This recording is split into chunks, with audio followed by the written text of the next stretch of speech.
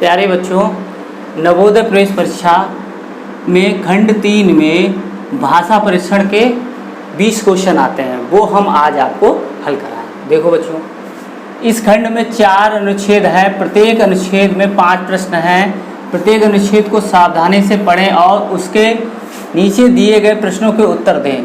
प्रत्येक प्रश्न के लिए 4 संभावित उत्तर दिए गए हैं, जिनका क्रम ABCD है। इनमें से केवल एक उत्तर सही है। सही उत्तर का चयन अपने उत्तर को दर्शाने के लिए OMR उत्तर पत्रिका में प्रश्न की संगत संख्या के सामने वृत्त को काला करें। अब देखो बच्चों, पहला अनुच्छेद है, इसमें क्या है देखो, दीपक उत्साहित था। तो इस अनुच्छेद को पढ़ने से पहले हमें ये 4 जो 5 क्वेश्चन दिए हैं इनको पहले पढ़ लेंगे। उत्साहित शब्द का अर्थ है दीपक और उसके चचेरे भाई बहन। ठीक है, ये 4 ऑप्शन दे रखे। दीपक और अपने के साथ पिकनिक पर गया। किनके साथ पिकनिक गया? वो पिकनिक का स्थान 1 में था। चाचा जी ने दीपक को दिखाया कि कैसे ये चीज़ें अब हमें इसमें ढूंढनी है। देखो, दीपक उत्साहित था, वह अपने चाचा जी और चचेरे भाई बहन प्रीता और रिया के साथ रविवार को पिकनिक पर जा रहा था। उसने अपने तैराकी के सामान, नाश्ते और खेलने के सामान को अपने एक पिट्ठू बैग में रख लिया। वे सुबह 6 बजे चल दिए।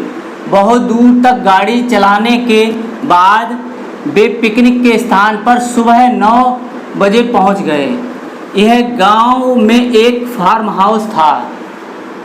उन्होंने गांव के चारों ओर घूमकर धान के खेत देखे और जाना कि चावल कैसे उगाया जाता है। वे पेड़ों पर चढ़े और आम अमरूद तोड़े। दोपहर को एक पेड़ के नीचे बैठकर उन्होंने दोपहर का भोजन किया।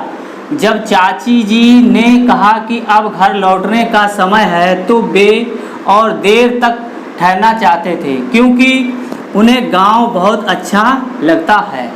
अब देखो बच्चों, पहला क्वेश्चन दे रखा, उत्साहित शब्द का अर्थ है दीपक बहुत उत्साहित था। उत्साहित का मतलब क्या है? देखो, विश्वस्त, बहुत प्रसन्न, व्यस्त या निराश। दीपक उत्साहित था, इसका मतलब ये हुआ कि वो बहुत प्रसन्न था। अब देखो बच्चों, दीपक और उसके चचेरे भाई बहन गांव में ऊब गए थे, ने पिकनिक का आनंद लिया। घर वापस आना चाहते थे, पेड़ों पर ना चढ़ सके। अब देखो, गांव ने पिकनिक का आनंद लिया। क्या लिया? दीपक और उनके चचेरे भाई बहन ने पिकनिक का किसका आनंद लिया? पिकनिक का आनंद लिया। पिकनिक पर जा रहा था। ठीक है बच्चों, अब दीपक और के साथ पिकनिक पर गया। माता पिता, चाचा चाची और चचेरे भाई बहन, मित्रों और बहन। अब देखो बच्चों, इसमें एक जगह आया था चाचा चाची, चाची जी और चचेरे भाई बहन प्रीता और रिया के साथ। तो यहाँ पे क्या होगा? चाची जी और चचेरे भाई। पिकनिक का स्थान 1 में था। कहाँ था? एक गांव। यह एक गांव, एक फार्म हाउस था। तो फार्म हाउस क्या? देखो, गांव। पिकनिक का स्थान एक गांव में था। चाची जी ने दीपक को दिखाया कि कैसे हम खाते हैं, गाड़ी चलाते हैं, तैरते हैं या चावल उगाते हैं। एक जगह आया था, चावल कैसे उगाते हैं। तो ये कौन सा सही हो गया बच्चों? ये चावल उगाते हैं। अब देखो बच्चों,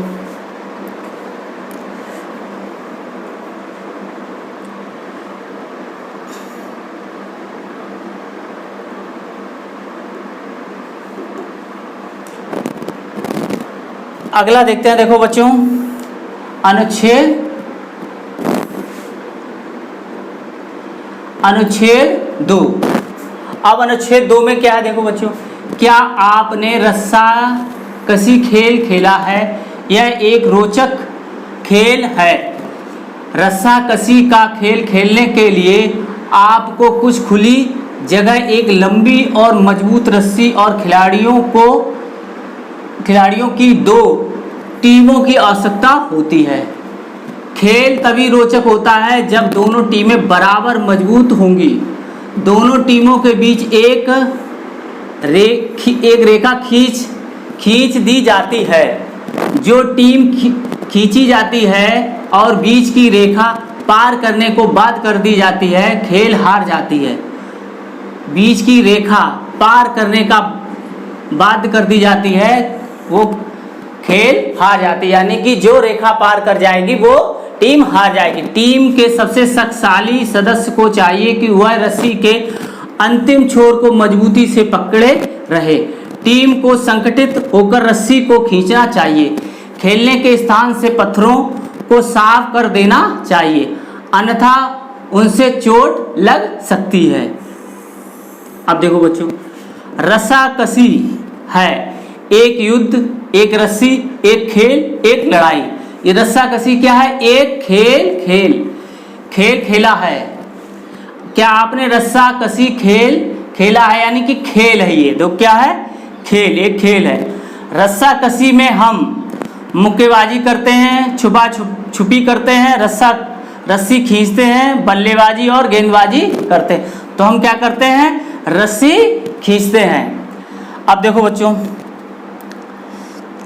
रस्सी के अंतिम छोर को पकड़ने वाला टीम का सदस्य होता है। अंतिम छोर में कौन होना चाहिए? शक्तिशाली, सबसे शक्तिशाली सदस्य को वह रस्सी के अंतिम छोर को मजबूती से पकड़े। तो क्या है? सबसे लंबा, सबसे शक्तिशाली, सबसे मजबूत, यानी सबसे ताकतवर। तो इसका कौन सा होगा? सी। अब देखो बच्चों, टीम जो बीच की रेखा के पार खींच ली जाती है, यानी रेखा पार कर जाती है, यानी कि हम खींचे और वो हमारी तरफ आते हुए रेखा को पार कर जाए, तो क्या हो जाएगा? वो टीम हार जाती है। क्या हो जाती है? हार जाती है। संगठित शब्द का अर्थ है, संगठित का मतलब इकट्ठा रहना।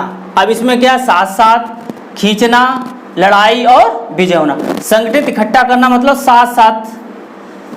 संगठित शब्द का अर्थ है साथ साथ रहना।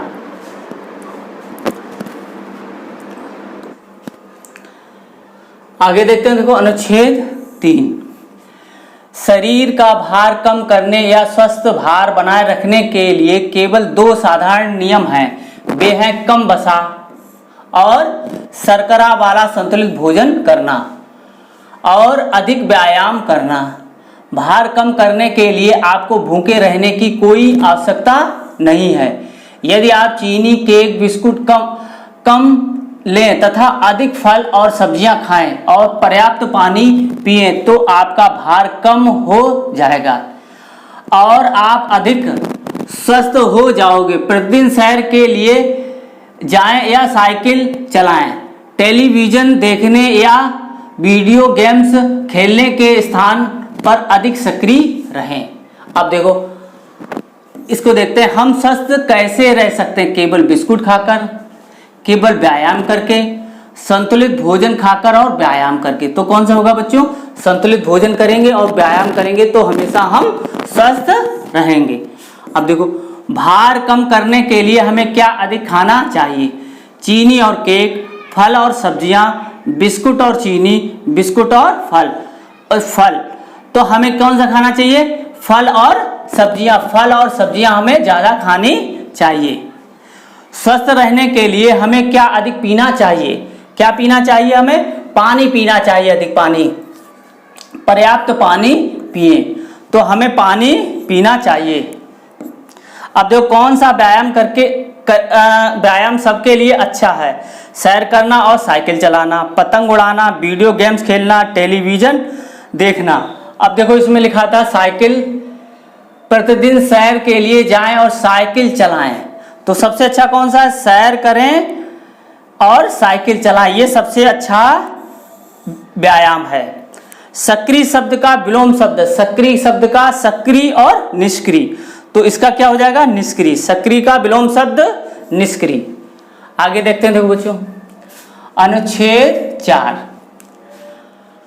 शरद ऋतु गर्मी और जाड़े के मौसम के बीच आती है। शरद ऋतु है ये, गर्मी और जाड़े के मौसम के बीच में आती है। इस सुंदर ऋतु में बहुत से परिवर्तन होते हैं। दिन छोटे होते हैं। कैसे होते हैं दिन? छोटे होते हैं। पेड़ों की पत्तियां हरे रंग से बदलकर जीवंत लाल, पीली और नारंगी हो जाती हैं। वस्तुतः पत्तियों को हरा भरा रखने के लिए पेड़ों को धूप चाहिए। धूप के बिना पत्तियां पीली हो जाती हैं। घास पर अब ओस नहीं बिछी होती बल्कि प्रायः प्रत्येक प्रातः काल को पाला पड़ता है, क्योंकि तापमान हिमबिंदु तक जा पहुंचता है। पशु जाड़े के लंबे महीनों के लिए पर्याप्त भोजन एकत्र करने लगते हैं।